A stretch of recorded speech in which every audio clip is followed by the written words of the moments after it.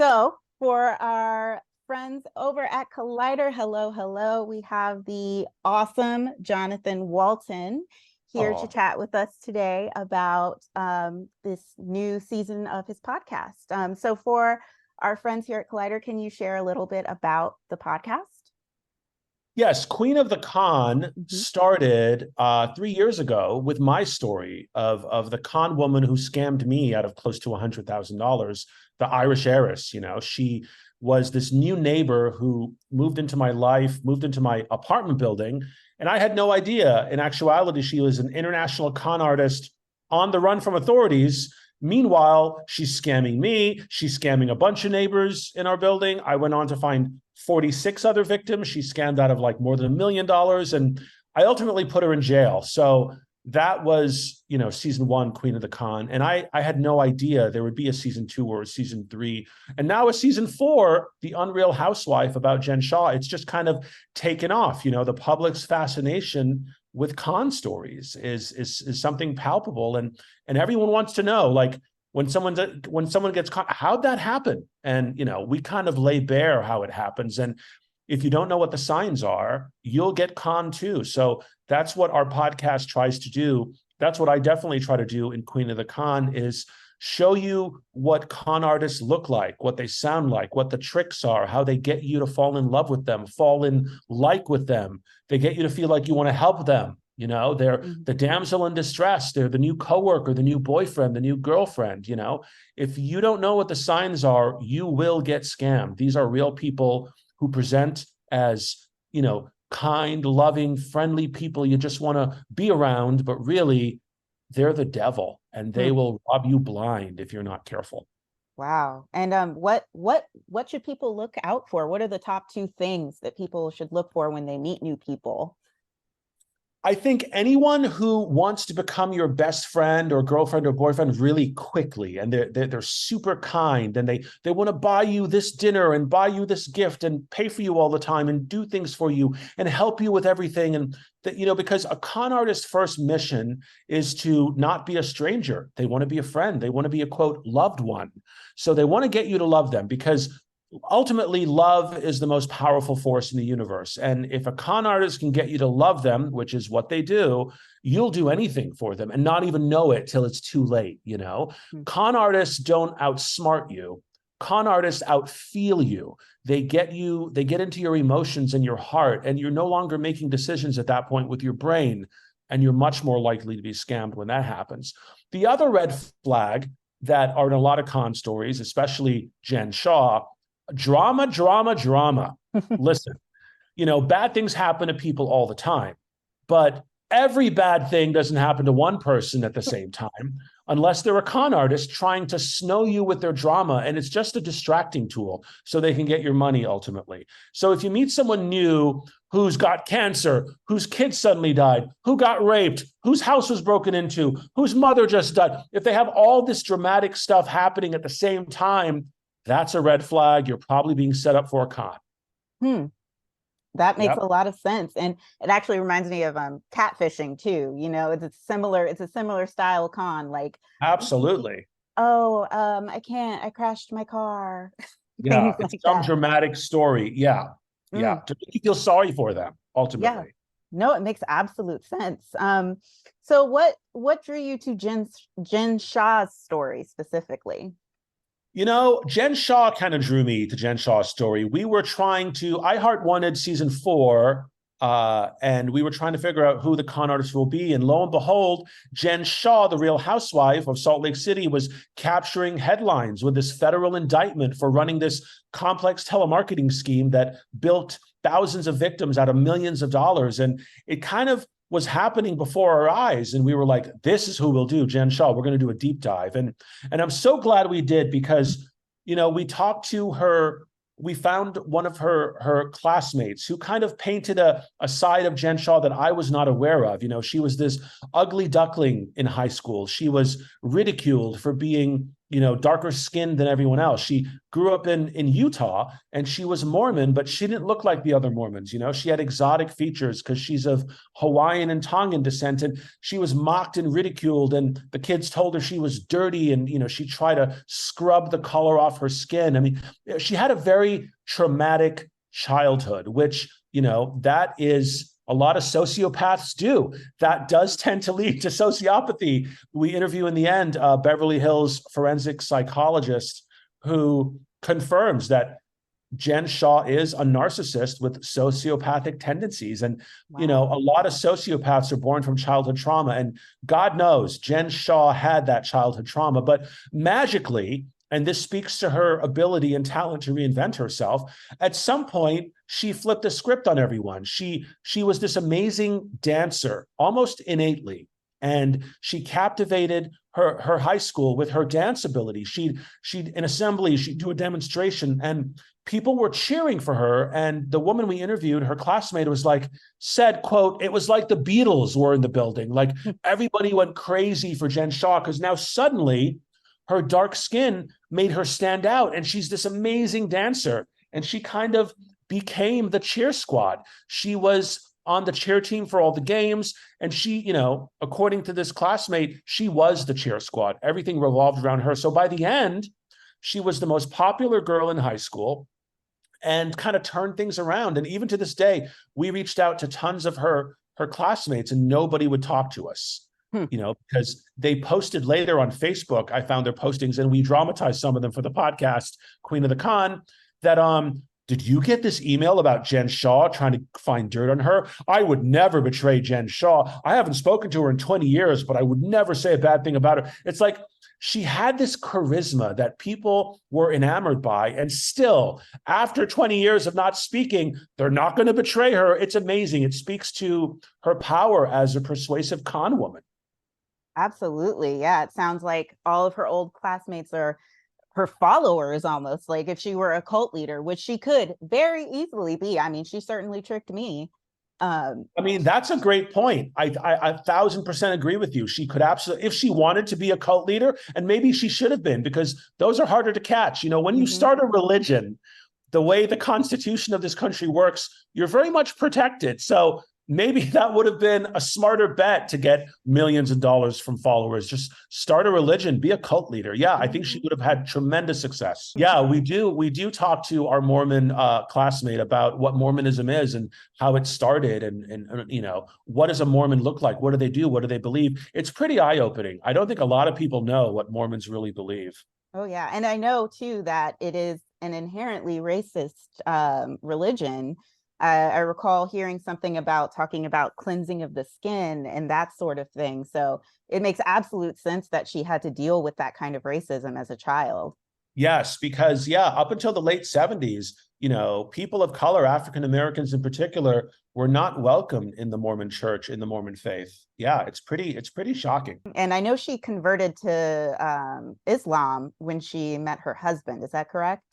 She did. 5 years into their marriage, the way she tells it, she was trying to get him to convert to Mormonism. And he was like, no. They have a decades-long brutal history with African Americans. No, I would never. And then that was an eye-opener for her. She didn't know. So she instead converted to Islam at that point and, kissed Mormonism goodbye. Yeah, well, if only she had started her own cult, she might not be in jail. Very true. It's hard to make charges stick against religious leaders. Absolutely. Mm-hmm. What was the investigation process like? So Jen Shah's story finds you. What happens next? So I'm, currently getting my license to be a private investigator. So I have access to these, background criminal database things, and I can pretty much find anyone's cell phone and email address. So I just started reading about her life and hearing about this name and that name, and finding cell phones and emails and reaching out to people who knew her, who were around for the scams, who might have witnessed it, reached out to some of her victims based on their names mentioned in court records. And we managed to uncover a lot of new information that the public just doesn't know because it's never been reported. We talked to her former fashion designer, Koa Johnson, and he has been interviewed before on other places, but he told us, so everyone's wondering about Coach, right?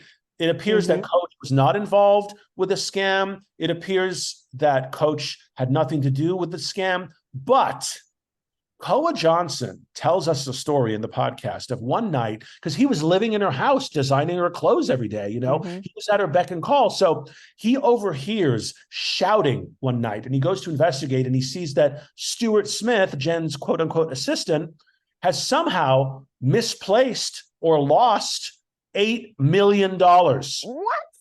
Yeah. Yeah. And then Koa is shocked to hear Coach and Jen yelling at him, berating him. Where's our money? We need that money, blah, blah, blah. So Koa doesn't for a second believe that Coach was not involved. In Koa's Wow. mind, Coach was in on it the whole time, because he said he also helped federal investigators near the end after she was charged. Koa Johnson submitted tons of evidence to them, because Mm. he had a front row seat. He overheard these kinds of conversations all the time. So Wow. he submitted text messages. He said Jen Shah had 10 cell phones. A lot of them were burners.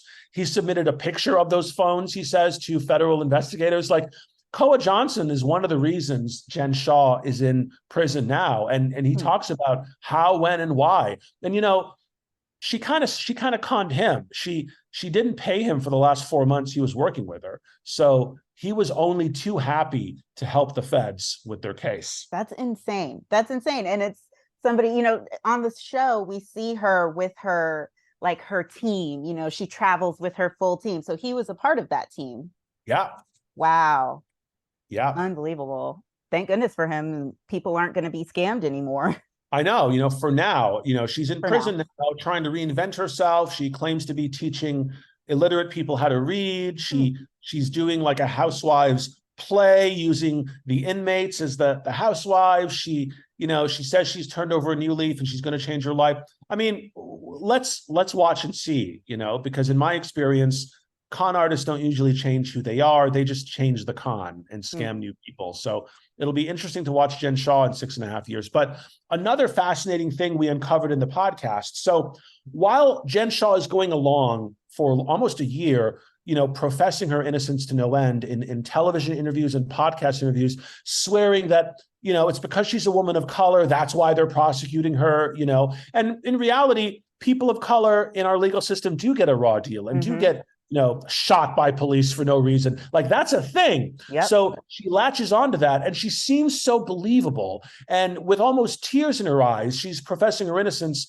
And I'm almost inclined to believe her. But then we uncovered a treasure trove of text messages from her confiscated cell phones from the feds that completely contradict everything she was saying in public. She knew she was scamming people. She sent one text message to her assistant, Stuart Smith, saying, "Oh my God, this bitch of a customer recorded our sales call, and submitted it to the feds. And now they have our sales recording and we sound like crooks."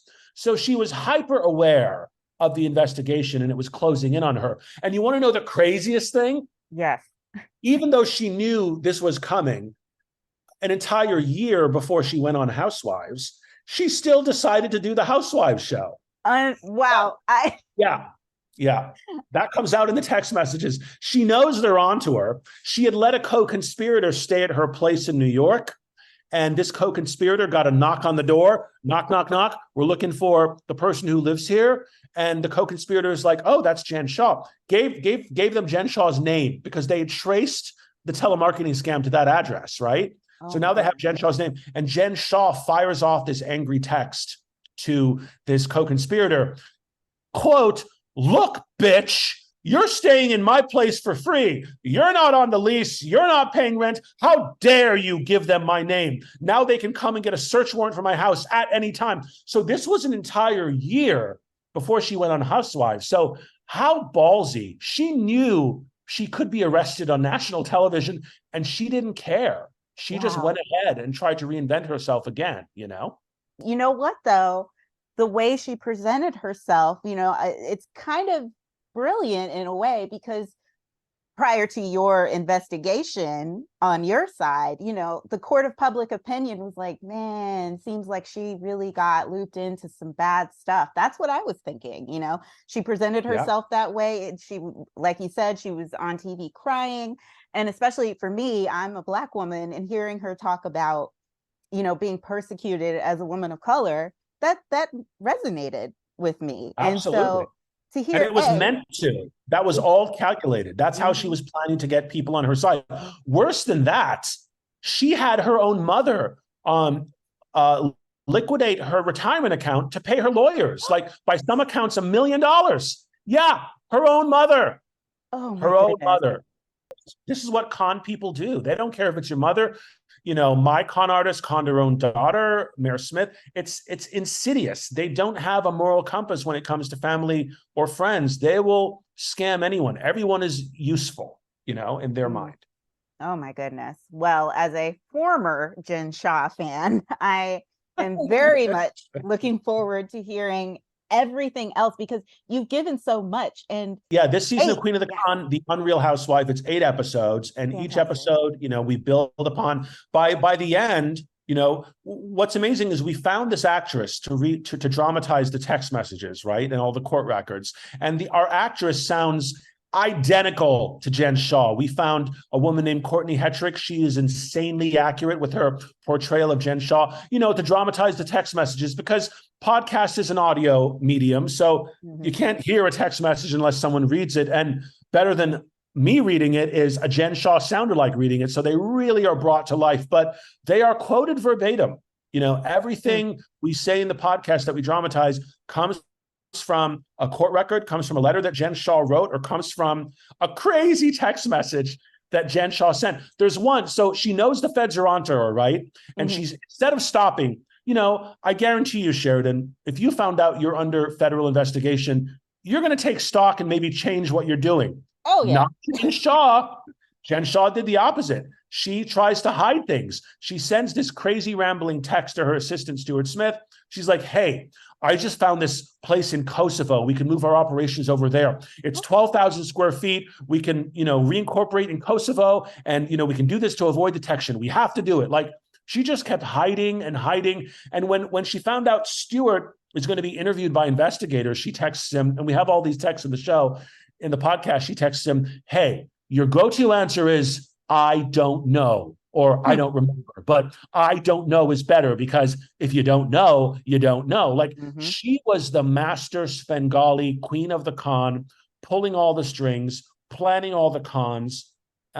So she seemed like that was the opposite when it was happening. You kind of felt sorry for her, like she's being persecuted, but the text messages and letters and court records reveal she was the mastermind, and she's only sorry she got caught. Unbelievable.